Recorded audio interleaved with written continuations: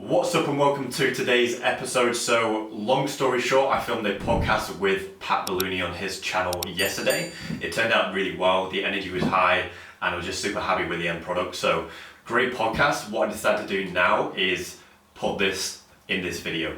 I thought it'd be a really great value episode. We cover topics along the lines of funding, strategy creation, evolving strategies, just tons of different topics that I think is going to offer a lot of value. So really excited for you to dig into this episode. Hopefully you enjoy it, and let me know your thoughts down below in the comment section as always. So without further ado, let's get into it.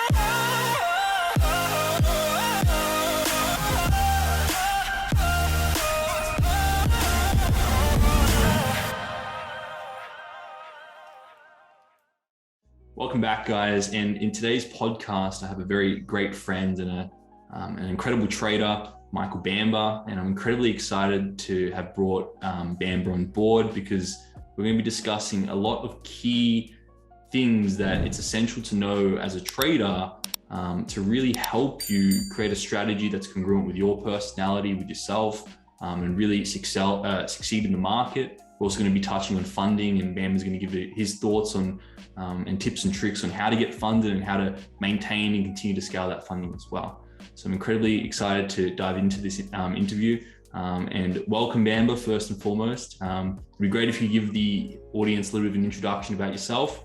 It'd be a perfect place to start.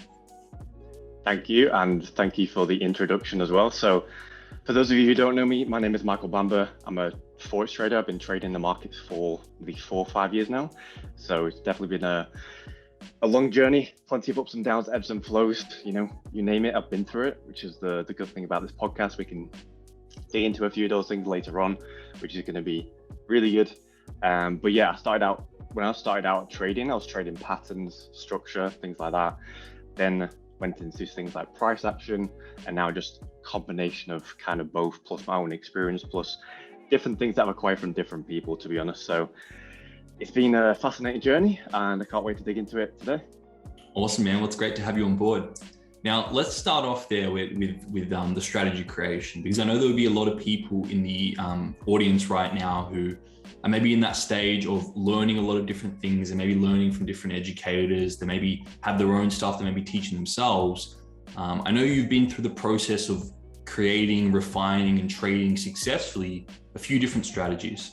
So I'd love to hear your thoughts first and foremost on what specifically are the processes and routines, and how do you structure your day and your processes and routines to create a successful strategy? What does that look like for you? It's a very good question. I think in regards to the strategy stuff, I think there's a big misconception with the fact that, there's a specific process for every single thing that I put in place. There's not. There's a rough process, and we can get into that as well. But what I've learned throughout this journey, my life journey so far, is that things will figure themselves out. As you go along your journey and you start to progress in certain ways, when you're ready for something to come into your life, it will come. So, for example, like early this year, I was working on some technical stuff, and I honestly didn't know what my next step was. But then, funnily enough, someone reached out on Instagram, dropped me a couple of content pieces, a PDF. Funnily enough, I got a key tweak out of that PDF that was like next level stuff. So it's funny how things just come into your radar screen once you're ready for that. But until you're ready, until you open yourself up for that, it's never going to come. So there is no set process, but it's just been figuring things out along the way based on how it feels, gut feeling. Does it make sense? Is it logical? Yes or no? Go with that. Okay. So let's break that down a little bit more, because I think that's incredibly insightful. So are you then having a look at what's out there and what you're aware of, and having a look at how that suits your personality, how that fits with you? Because I think there'll be a lot of people out there who are trying to force things and trying to do things because they want to start making money now or quickly. How important do you think that process is of finding something that's congruent with you as opposed to forcing things?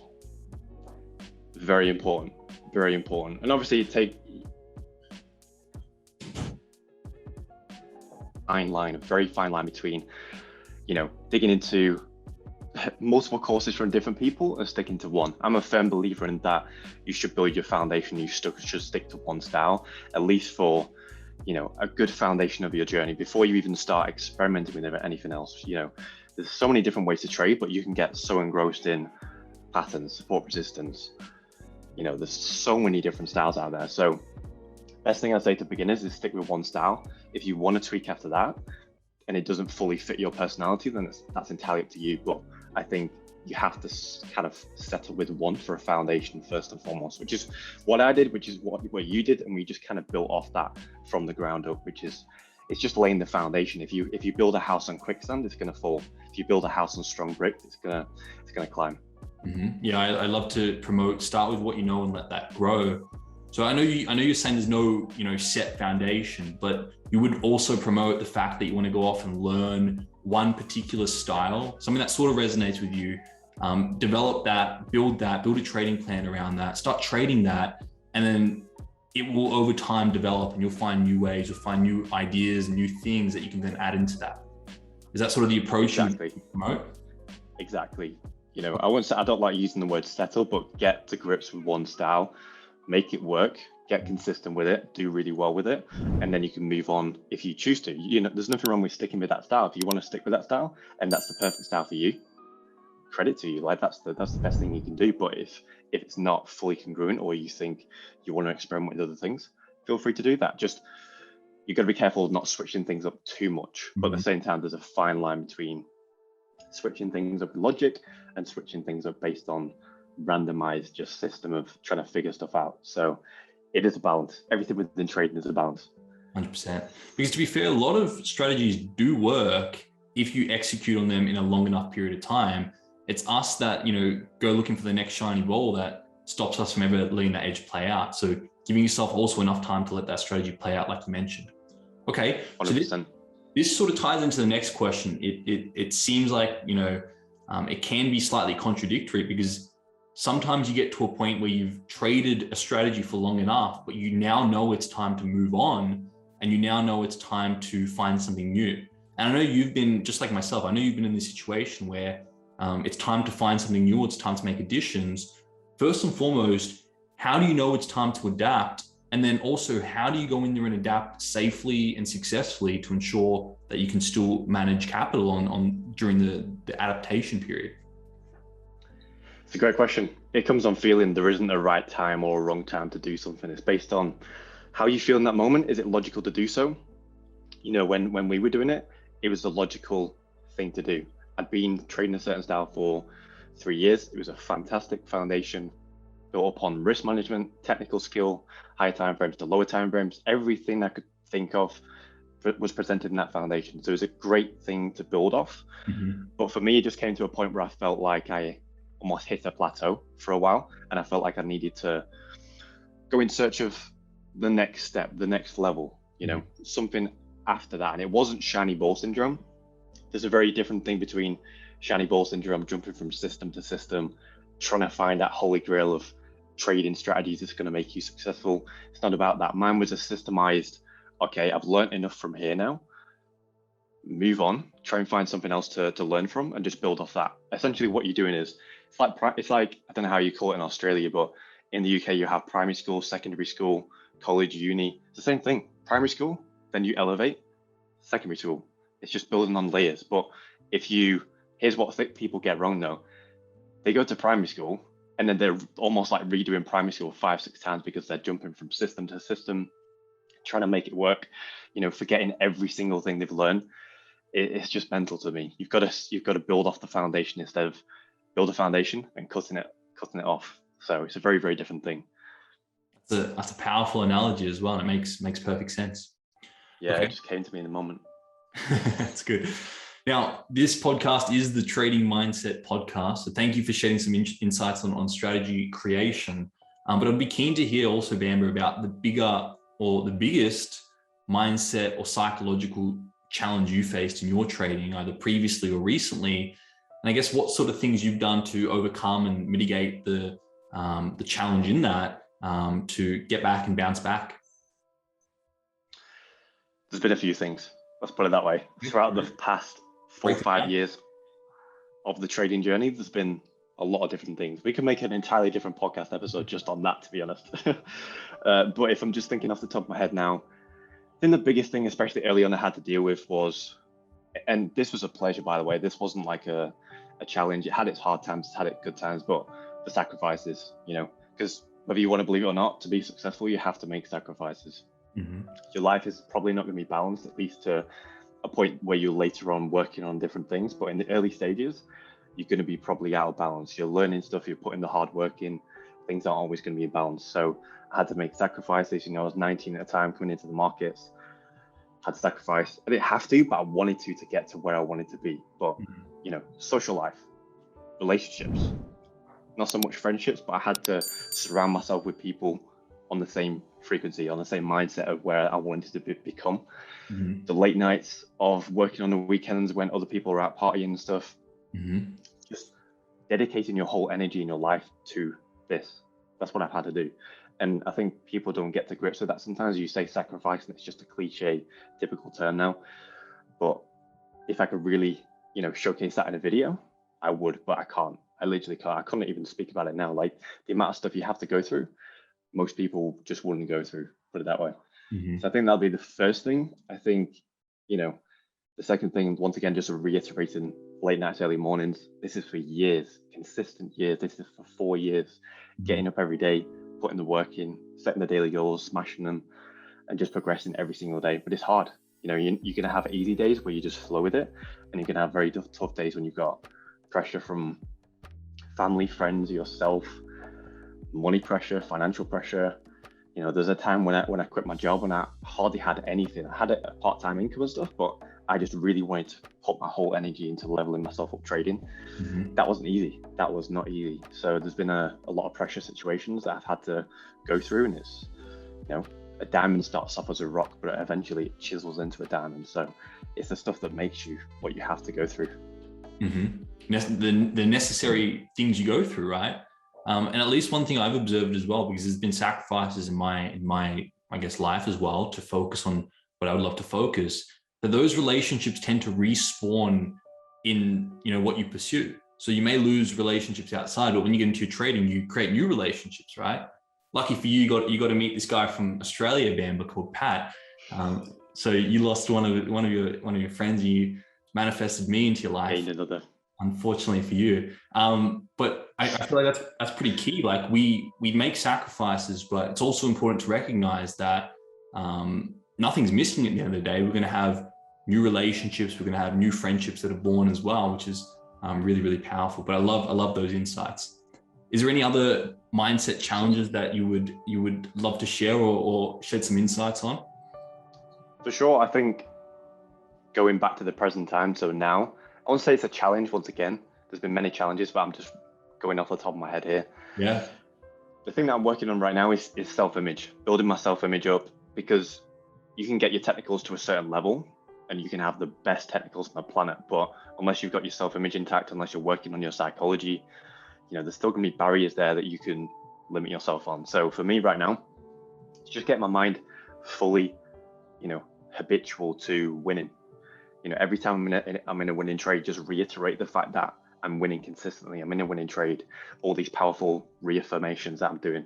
It's, it sounds cliche to say affirmations because a lot of people don't resonate with them, which is fine, but it works. It works for a reason. Repetition on your subconscious mind. The more you repeat something, positive or negative, is gonna, go into your life. So if you start reaffirming negative stuff, it's gonna materialize in the real world. Same thing with the positive stuff. So for me, it's just about not so much removing the negative stuff, but building the positive stuff up, essentially.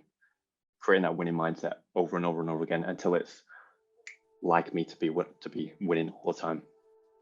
Awesome, man. That's really great. Now, you set a goal, you set an intention, right?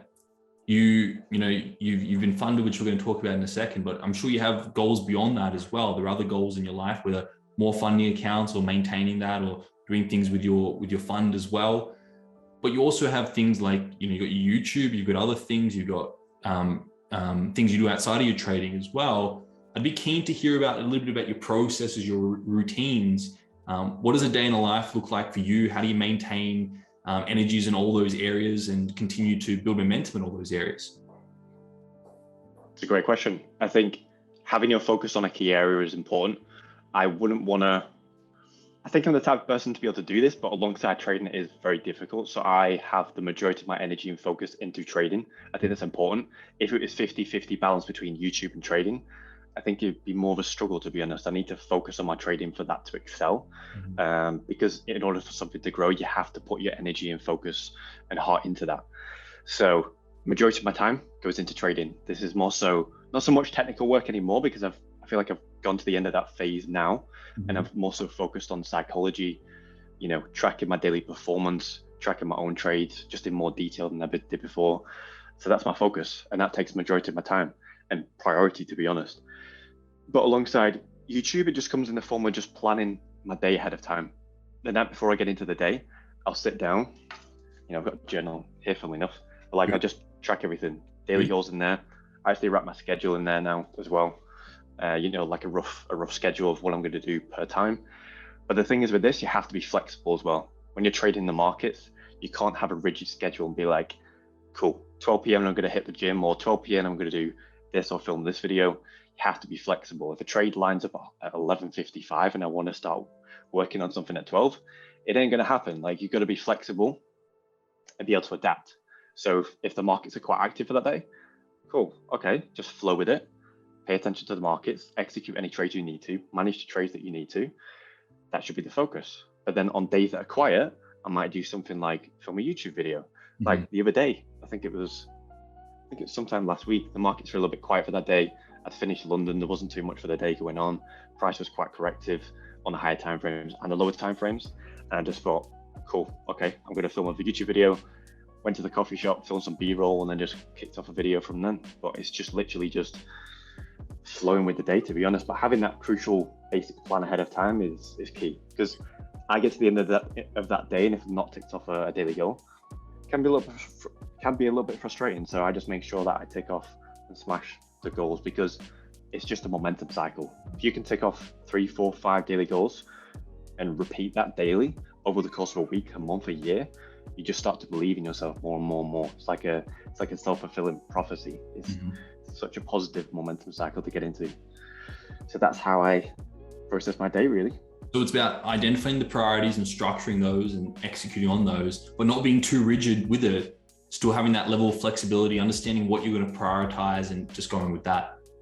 Now, you mentioned that there are some processes you do with your trading. I'd be pretty keen to dial in and zoom in on maybe 1 or 2 of the processes right now that you're finding gives you a really great return on investment, whether it be some form of review of your trades or some sort of back testing. What would you say right now that you're doing is giving you a really great return on your investment, giving you some great insights into your trading that would be valuable for the audience? I like to approach trading in different phases. You have like a technical phase and you have a psychology phase. Essentially, if you've heard of the theory from the mental game of poker, it's the intro theory, where you work on the A game and then your C game is going to be lagging behind. So it's important to bring them up simultaneously to just continue progressing. So that's the way I approach trading. So right now I'm focused on tracking daily performance, ASR, journaling. That's really the process I'm really focused on right now, because I know that in order to get to that next level, I need to fundamentally improve my performance. In order to do that, I need to track the trades, screenshots before and after, emotions at the time of trade. Was there any self-talk? Did I follow my process, my mental program?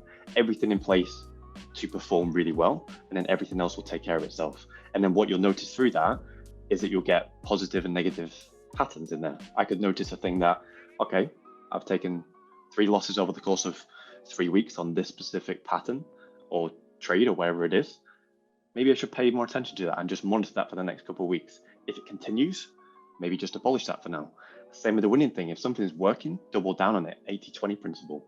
Double down that 20% that is equating to 80% of the results. So I'd say ASR, definitely the biggest thing now. I've just upgraded the software and I'm just trying to approach it from the most professional aspect I can to get my trading to the next level.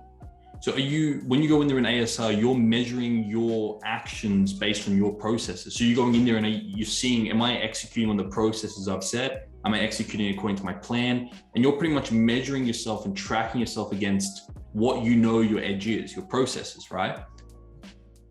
100%. Because I've tested my plan. I know my plan works. I've been spending 6 months refining my trading to get to this level now. I know it works. I know it's tested. I know it's, live tested over the course of 6 months, plus previous data that I've gone into last year as well. And I know it works. So at this point, it's just about focus on the process, because if you can master the process, then the outcome will come. The thing is about trading, it's not about the individual trade. You can't attach your ego to one trade and say, this trade must be a winner or this trade must be a loser. And if it's a loser, I'm going to beat myself up, and it's a winner, then I'm going to be euphoric and, in that high elevated state of mind. It doesn't work like that. It's not based on individual trades. It's over the course of a series of trades, a sequence of trades. So it's the same thing. It's the same way a casino works. It's over the course of plays, trades, same thing with trading. So I just try and associate with that and focus more on the process, because the outcome will take care of itself. Awesome, man. Super insightful. So you're measuring your ASR is measuring yourself to stick yourself to your processes, to execute on what you know is the edges at the end of the day. Love that. Okay. I track myself based on that process. Tracking That's how I measure my performance. Yeah. I think there's a lot of people out there, Bamber, who are comparing themselves to others, and they're going on social media and looking, did this person take that trade? Did this person take that trade? Where I think what people really need to draw from what you said there is, it's much wiser to compare your daily actions to your processes and your goals versus comparing your daily actions to someone else, what they did on that daily action. So tracking yourself based on your edge and tracking yourself based on your process, super key. 100%. Stay in your own lane. Yep. Now you made a couple YouTube videos on your funding and stuff, but I'd really love to draw some extracts or some insights from you now to put on this podcast about, going and getting funded. A lot of traders have the goal of getting funded. Obviously you're funded. And I would love to hear from you, if a trader was to come up to you and ask, Bamber, what are your top 3 tips for getting funded? What would they be? It's a good question. I would solely focus on, this is the most important thing. Don't focus on getting funded. Funding and passing a challenge should not be the main focus. So I would say, don't focus on the funding process. You shouldn't come into the markets and be trading for 3 months and then be trying to force a challenge, or I'm going to try and pass this, or if I pass it, cool, it's a bonus. It shouldn't be the mindset. It should be, get the groundwork in, become a consistent, profitable trader. The challenges will take care of themselves. It was a little bit more difficult for me because I was evolving as I was going through the process, which added the extra pressure, and we can get into that a bit as well.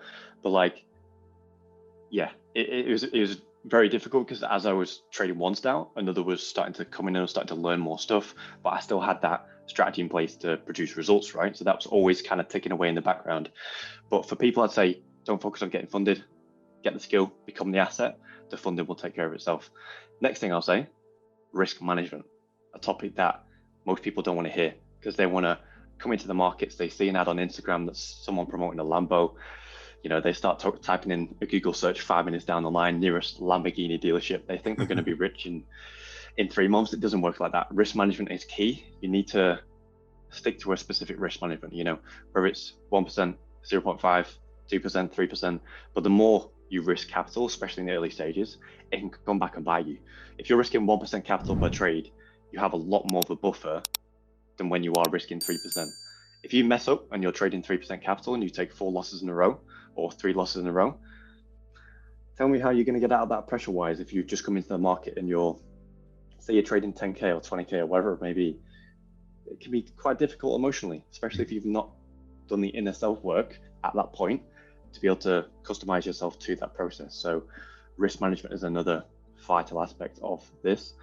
And then, like I said, just take your time. Funding seems to be just this big hype now on social media, through YouTube, and obviously I've done the 6-figure series and stuff as well, but it's just a massive hype around FTMO and prop firms and stuff, which is fine, but don't get distracted from the main goal, which is to acquire capital. Don't get distracted from the fact that the goal, like I said before, should not be my goal is to pass the challenge or pass the verification.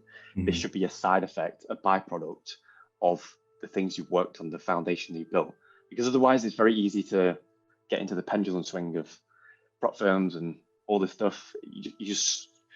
You're an effect. You're not, the law of cause and effect. Yeah. You are the effect. You're just being swung both ways. So you have to stand your ground, and you have to essentially see through that. So pendulums going from side to side, you've got prop firms and all this stuff. You've got to see through that to your goal. It's the most important thing. And I guess that comes back to what you just mentioned before. The way you do that is by sticking to your processes, sticking to your plan. And then at the end of every week, measuring yourself, were my actions congruent with my plan, were my actions congruent with my processes. And that's what you're measuring yourself by, as opposed to, trying to hit that target or trying to meet the target or trying to get funded. It's a different mindset, but you give yourself permission to play the long game if you focus on your processes. You do, because I've got to admit, I got caught up into this when I first did my first FTMO challenge. You see that target of 10%, and you're so focused on that 10%. It's so easy to get distracted from your processes. Yep. And then suddenly you're minus 2% down within the first, let's say, few days, and you've realized what you've done, and it's like so easy to get sucked into that. So it's important that you stand your ground, stay your process. It's the most important thing, but it's the hardest thing to do as well, because that 10% target is so obvious and it's right in front of your face. You just need to detach from it, because if not, it's very easy to, because you see where it's going to take you. You see the 10%, you're like, cool, I just need to pass the challenge, pass the verification, get access to 6 figures. You start thinking about all these different things in the future. I could buy this and save up for this and invest in this and grow my portfolio. And that's a good thing to have in the back of your mind, but it shouldn't be the sole focus, because it can add pressure and it can take your distractions away from where you actually should be focused. Yeah, we've talked a lot about this, just you and I, on your YouTube video and all that type of stuff, where a lot of people have the funding up on a pedestal, and if they get funded, they're extremely elated. If they don't get funded, they're bloody extremely depressed. And like you mentioned, they're swung on the pendulum, where at the end of the day, if people just circle back and go back 7-8 minutes in this video and listen to what you said about sticking to your processes, sticking to your plan, mastering your strategy, and measuring yourself according to your processes, that is in a way, the holy grail to getting funded. Because if you have an edge, over time, you're going to hit that target eventually, and it's just about sticking with that. So I think that's an incredibly important insight to give there. So thanks for sharing that. 100%, no problem at all. Now, what has been the biggest turning point in your journey? I'm really curious about this whole idea of transformation and turning points, because I think a lot of people think that it's just a straight linear path. You start trading, you learn, and then you get funded. But ultimately, a lot of the times it looks like setbacks, and then you have levels of turning points where you dig yourself out and go to a new level. So I'd be curious to hear if you've had any big turning points and sort of shed some insights on those. There's been a few. Once again, so many different turning points. I won't be able to put my finger on, every single one of them, because you just forget and move on and grow. It's the staircase analogy. If you just up 2 levels, one back one, and you just keep going. But the one that comes to mind a few times is the whole 9-to-5 situation, because a lot of people don't realize the fact that was a financial sacrifice when I made that. I wasn't in the best position, but I just believed in myself. And that's what I wanted to say. You have to back yourself. And that's what I did. I just backed myself, believed in myself, even if no one else around me did, or very limited people did. And you just got to go with that. You got to go with the vision that you see for yourself, for your future. And you have to trust yourself. That's what I did. When I left that 9-to-5, it was uncertain. It was not the smart idea to do. Everyone said it was a bad idea. Same thing with dropping out of college too. Why are you doing this? It's not a smart idea. Get a safe, consistent future. But it just felt right. I'm big on feeling. I'm very connected with my intuition. So I know that if something feels right in the moment and it's backed by logic, likelihood is I'm going to take that step because I trust myself, I back myself, and I trust my ability to see through that, if that makes sense. So my 9-to-5 was one of the situations where it wasn't easy. Those first few months after I left as well, there was a lot of pressure on me, and I had a part-time job, don't get me wrong, but I was just literally just paying for expenses every month. There was pressure to earn money from trading, and that added a subconscious pressure too. Same transition from a part-time to then full-time self-employed, the exact same thing, just arguably more pressure, because at that point you've got no one else paying your bills for you. It's you. It's just literally you. It comes down to you, how you manage your money, how you manage your time. You've got responsibility now. You have to provide it for yourself. So it's tough. Same thing with, once again, so many different situations I can logic back for. Same thing with leaving the community stuff. The community gave me such a great foundation, but when it was time to leave, I realized how hard it would be on my own. There's certain challenges that I didn't think I would face, but I did face, and it was tough, and it was, I would say, lonely, because I like my own company, to be honest, but it was a little bit lonely and difficult. And there was times where never really wanted to give up, but you get those challenges, and you start to question your why, and you start to think of that bigger meaning behind certain stuff. So yeah, just different things like that. It's not been easy, but there's been times where everything's going to be worth it. Everything's already worth it to me because I love the process and I enjoy the journey. So there's a slight bit of irony in there as well, because the biggest turning points now were the biggest challenges previously, right? It's almost like in the moment what you perceived as the biggest challenge I'm going through right now, moments later, looking back on it, you realize that was very much the necessary thing for me to do to get to where I am now. So it's almost like those challenges were exactly what you needed to get you to the next level. Like you talked about with that staircase analogy, right? 100%. One step back, take steps forward. Above everything, you just have to back yourself. I remember the moment where I had it in my resignation. I was so nervous to do it. I have my resignation in my pocket. I'm like reaching out and my arm's shaking. But at the same time, regardless of that, I believed in myself. I knew it was the right choice. And yeah, such an emotional day, but I just believed in myself and I backed myself, and I'm so thankful for that. And that's what I carry through my entire life. Mm-hmm. Okay. If the younger you was listening to this, Bamber, to wrap up this sort of conversation, what single piece of advice would you give? Would it come back to that whole idea of backing yourself? What pops into your mind when you think about the younger Bambers there listening to this podcast and you want to advise him? What would that advice be to him? To fully answer this question, I need a few hours just to sit down and just honestly just mate, plan what I would say. But but to be honest, it would go back to the whole back in the self. In the whole society, we get people and situations in the media and stuff that just limit your thinking. They don't want you to know how powerful you are. You're so powerful as an individual. So it's important that you actually believe in yourself, back yourself in the whole potential you have, because every single person has the potential to be phenomenal, to be honest. It's just our habits that get involved, our beliefs, our lack of thinking we can do something, which all comes from programming, whether that's school, uni, the education system. That's a whole different rabbit hole in itself, as you know. But just certain limits crop up, and it's important to back yourself. And just essentially it comes down to the pendulums as well. As society, things just swing from side to side. You have to stay laser focused on yourself, where you want to be. Ignore the short-term gratifications, the short-term distractions, especially what's going on right now. It'd be so easy to get sucked into that pendulum. You have to stay focused, have to stay on track, and you have to, once again, back yourself. It's a powerful way to end. So thank you so much for coming on board, Bamber, and shedding some amazing insights on your journey, and some really great insights that I'm certain the audience will get a lot of value from. So on behalf of the audience, I'd love to thank you for coming on board. I really appreciate your time. Thank you, mate. I've really enjoyed this podcast. It's been a lot of fun.